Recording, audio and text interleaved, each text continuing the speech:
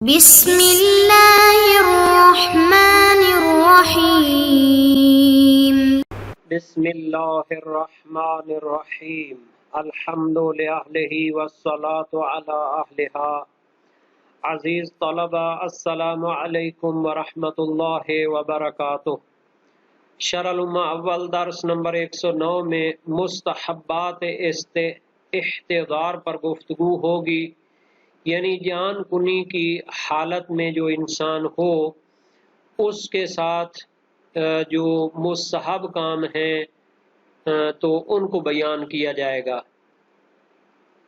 ان مستحبات میں سے مصلی پر اسے لٹانا، جائے نماز پر اسے لٹانا، تلقین شہادتین اور کلمات فرد، محتضر کے پاس قرآن پڑھنا اور دوسرے مستحبات شامل ہیں۔ سب سے پہلے اس کی عبارت کو دیکھتے ہیں۔ فرمایا وَيُسْتَحَبُّ نَقْلُهُ إِلَى مُصَلَّاهُ وَهُوَ مَا كَانَ أَعَدَّهُ لِلصَّلَاةِ فِيهِ أَوْ عَلَيْهِ إِنْ تَأَثَّرَ عَلَيْهِ الْمَوْتُ وَاشْتَدَّ بِهِ النَّزْعُ كَمَا وَرَدَ بِهِ النَّصُّ وَقَيَّدَهُ بِهِ الْمُصَنِّفُ فِي غَيْرِهِ۔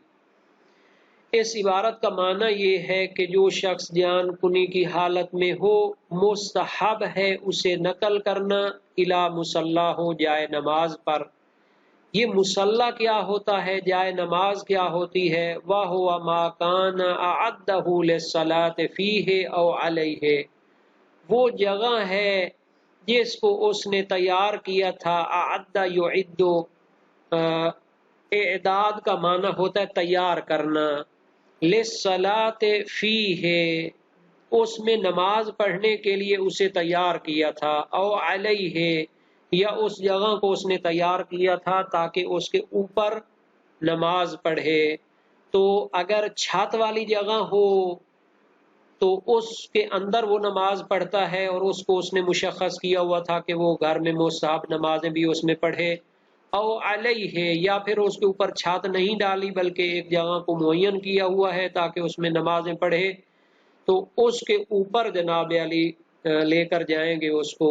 ان تأثر علیہ الموت، اگر جان کنی کے عالم میں اس کی موت اس کے لیے مشکل ہو رہی ہو، تأثر یا تأثر تأثرن یعنی سنگین ہو، مشکل ہو رہی ہو، واشتد بہ النزع، اور اس کی جان کنی کی حالت، روح کو کھینچنے کی جو حالت ہے وہ اس کے لیے شدید ہو، سنگین ہو، مشکل ہو، تو پھر اس کو اس کے مصلی یعنی جائے نماز پر لے جانا چاہیے۔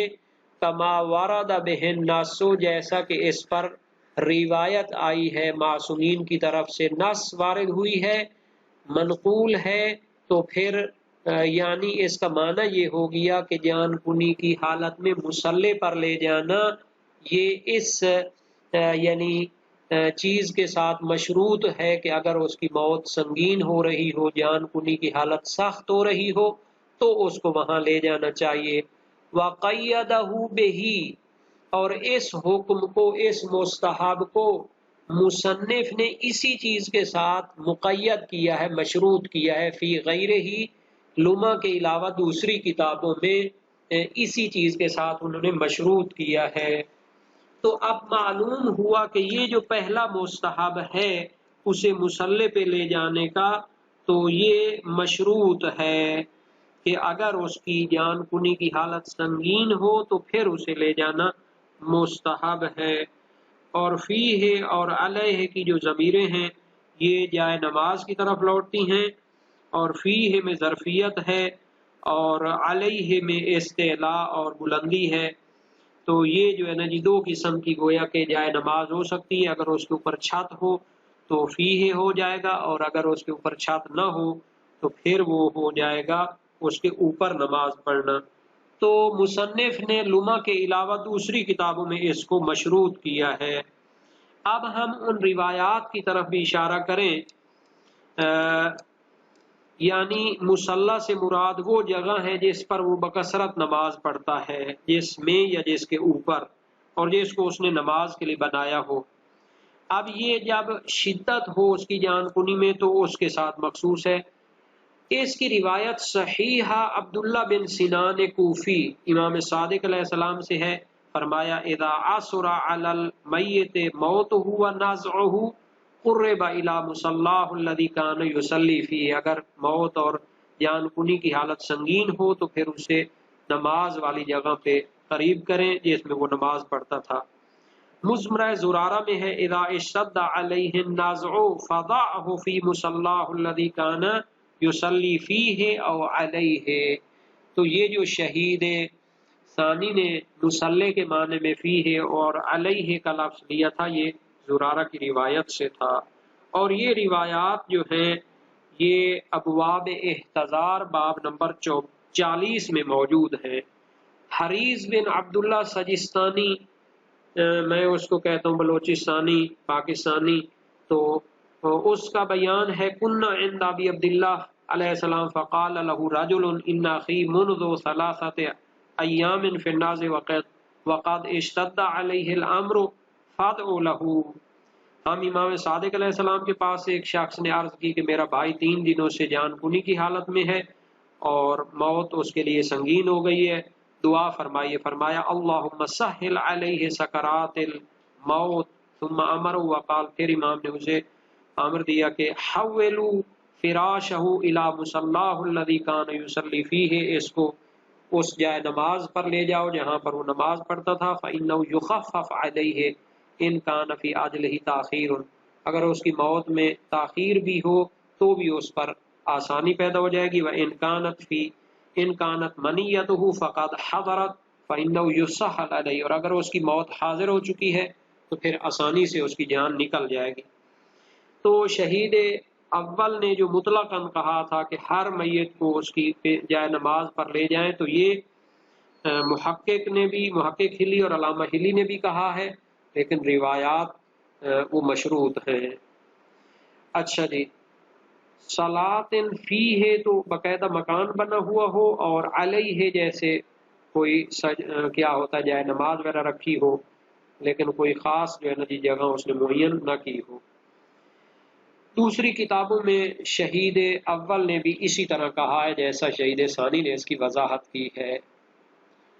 دوسرا مستحب وَتَلْقِينُهُ الشَّهَادَتَيْنِ وَالْإِقْرَارَ بِالْأَئِمَّةِ عَلَيْهِمُ السَّلَامُ وَالْمُرَادُ بِالتَّلْقِينِ التَّفْهِيمُ يُقَالُ غُلَامٌ لَقِنٌ أي سريع الفهم فيعتبر إفهامه ذلك وينبغي للمريض متابعته باللسان والقلب فإن تعذر اللسان اقتصر على القلب۔ دوسرا مستحب ہے کہ اس کو شہادتین، کلمہ شہادتین لا الہ الا اللہ محمد رسول اللہ صلی اللہ علیہ وسلم، اس کی تلقین کی جائے، اس کو پڑھایا جائے، والاقرار بالائمۃ، اور ائمہ اہل بیت کی امامت اور ولایت کا اقرار کرایا جائے، اس کی تلقین کی جائے۔ اچھا، تلقین سے مراد کیا ہے؟ والمراد بالتلقین التفہیم، تلقین سے مراد اس کو سمجھانا ہے، اس کو اچھی طرح سمجھانا ہے۔ یقال، کہا جاتا ہے غلام لقن، فلاں جوان لقن ہے، اے سریع الفہم، یعنی وہ سمجھدار شخص ہے۔ فیعتبر افہامہ ذالک، تو مراد یہ ہے کہ اس کو اچھی طرح سمجھایا جائے، توحید کے بارے میں، رسالت کے بارے میں، اور ائمہ اہل بیت کی ولایت اور امامت کے بارے میں اسے سمجھ بوجھ عطا کی جائے۔ وَيَنبَغِي لِلْمَرِيضِ مُتَابَعَتُهُ بِاللِّسَانِ وَالْقَلْبِ، اور مریض جو جان کنی کی حالت میں، اس کو بھی سزاوار ہے کہ وہ زبان اور دل کے ساتھ اس کی پیروی کرے، یعنی وہ جو سمجھا رہے ہیں اگر بول سکتا ہے تو اس کو بولے، اگر نہیں بول سکتا تو پھر کیا ہے، دل سے اس کو تکرار کرے، مانے۔ فَإِن تَعَذَّرَ اللِّسَانُ، اگر زبان سے مشکل ہو تو اقتصر علی القلب، تو دل کے ذریعے اس کا تکرار کرے۔ تو یہ جو تلقین ہے اس کو شہادتین کی اور ائمہ کی ولایت کا اقرار ہے، اس میں تمام علماء نے یہی کہا ہے، اور روایات بھی ہیں۔ صحیح حلبی، یہ جلیل القدر لوگ تھے جو حلب میں وہ جو ہے نا جی دودھ اور مثلاً اس طرح کا کاروبار کرتے تھے، گھی وغیرہ کا۔ امام صادق علیہ السلام سے اس نے روایت کی اذا حضرت المیت قبل ان یموت فلقنہ شہادت اللہ الہ الا اللہ وحدہ لا شریک لہ وان محمدا عبدہ ورسولہ. جب تم کسی مرنے والے کے پاس پہنچو جب وہ ابھی نہ مرا ہو تو اس کو تلقین کرو گواہی لا الہ الا اللہ وحدہ لا شریک لہ وان محمدا عبدہ ورسولہ، یعنی اس کو بتاؤ کہ اللہ کے علاوہ کوئی لائق عبادت نہیں اور اس کا کوئی شریک نہیں، اور حضرت محمد صلی اللہ علیہ وآلہ وسلم اس کے عبد اور رسول ہیں. ابو بصیر کی روایت امام باقر علیہ السلام سے، وہ بھی جناب علی ایک طولانی روایت ہے. فَلَقِّنُوا مَوْتَاكُمْ عِنْدَ الْمَوْتِ شَهَادَةَ اللَّهَ إِلَهَ إِلَّا اللَّهُ وَالْوَلَايَا. تو یہ جناب علی وسائل الشیعہ ابواب احتضار باب 36 اور 37 میں موجود ہیں. اس میں ہے کہ تمام اعتقادات حقہ اس کو کیا کرنا چاہیے، تلقین کرنا چاہیے، اگرچہ ذیل میں ہے کہ ولایت اور توحید اس کو بتانی چاہیے. تو بہرحال یہ جو ہے نا جی مستحبات میں سے جتنا بھی اس کے ساتھ عقائد کی گفتگو کر سکے ہونی چاہیے. ابو خدیجہ ایک راوی ہے، امام صادق علیہ السلام سے روایت کی ہے، ما من احد یحضرہ الموت الا وکل به ابلیس من شیاطینہ من یامر بالکفر ویشکک فی دینہ حتی تخرج نفسہ.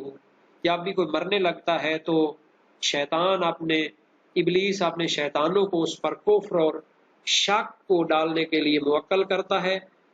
فمن کان مؤمنا لم یقدر علیہ، جو مومن ہوگا تو شیطان اس پر غلبہ نہیں پا سکیں گے. تو اس کا علاج بھی امام نے بتایا ہے. فَإِذَا حَضَرْتُم مَّوْتَاكُمْ فَلَقِّنُوهُمْ شَهَادَةَ اللَّهَ إِلَٰهَ إِلَّا اللَّهُ وَأَنَّ مُحَمَّدًا صلی اللہ علیہ وآلہ وسلم رسول اللہ حتی یموتوا. تو اپنے مردوں کو شہادت، کلمہ شہادت، توحید اور رسالت وہ تلقین کرو، سمجھاؤ. تو اس میں ہے استحباب تکرار ہونا چاہیے، یعنی جب تک وہ مر نہیں جاتا اس کو تکرار کرتے رہے. اور تلقین سے مراد بھی کیا ہے کہ اس کو پیار سے اور لطف اور نزاکت کے ساتھ سمجھانا چاہیے، نہ ہو کہ سختی شروع کر دیں. اچھا جی، تلقین جو ہوتی ہے یہ ہوتی ہے کہ محتضر بھی اس کو پڑھے. خبر حضرمی ہے امام صادق علیہ السلام سے، واللہ لو ان عابد وثن وصف ما تصفون عند خروج نفسه ما طمعت النار من جسد شیئا ابدا.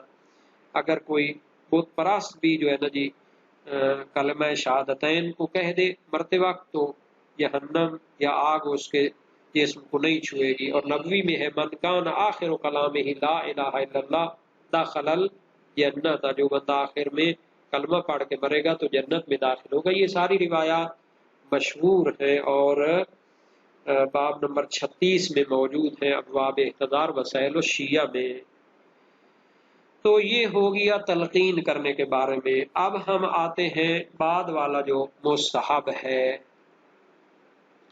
وَكَلِمَاتِ الْفَرَجِ وَهِيَ لَا إِلَهَ إِلَّا اللَّهُ الْحَلِيمُ الْكَرِيمُ إِلَى قَوْلِهِ وَسَلَامٌ عَلَى الْمُرْسَلِينَ وَالْحَمْدُ لِلَّهِ رَبِّ الْعَالَمِينَ. یعنی اس کو تلقین کرے کلمات فرج، کشائش، آسانی والے جو کلمات ہیں جو انسان کی آسانی پیدا کرتے ہیں اس کو پڑھا جائے. تو یہ شہید فرماتے ہیں کلمات فرج واہیہ وہ کون سے ہیں؟ لا الہ الا اللہ، الحلیم الکریم، یہاں تک کہ وسلام علی المرسلین والحمد للہ رب العالمین. تو اس کی دلیل کیا ہے جناب؟ روایات ہیں. زرارہ کی روایت ہے اذا ادرکت الرجل عند النزع فلقنہ کلمات الفرج. جب کسی شخص کو جان کنی کی حالت میں پاؤ تو اسے کلمات فرج کی تلقین کرو.